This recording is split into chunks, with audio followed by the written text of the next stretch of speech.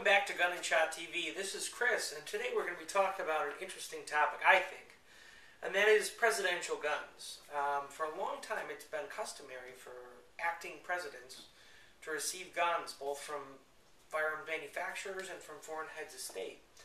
Kind of an interesting little tidbit about that is, foreign heads of state, if they give a gift to the president, it counts as a gift to the country. So the president would take that gift and generally it'll end up in the Smithsonian or museum of some sort.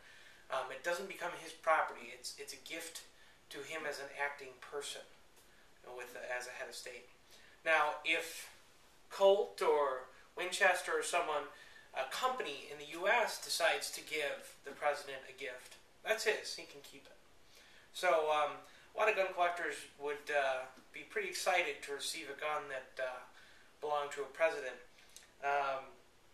Today I've got a gun that had to do with a president that wasn't real popular and wasn't known as a big gun aficionado. This gun I've got with me today is actually Bill Clinton's gun.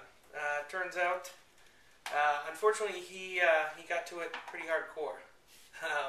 This is a Victory model, Smith & Wesson 38. This one is actually stamped U.S. Navy, so it was a World War II production, and it would have been an awesome gun to have. You can see it's got the V stamped on it. These are some pretty hinky stag grips on it. But you can see how the crane still moves, kind of. The side plate's been popped off, and whatever was usable and not completely ruined was stripped. Back in the 90s, when these were getting crushed by the boatload, I guess, they were going through and just destroying all kinds of surplus guns.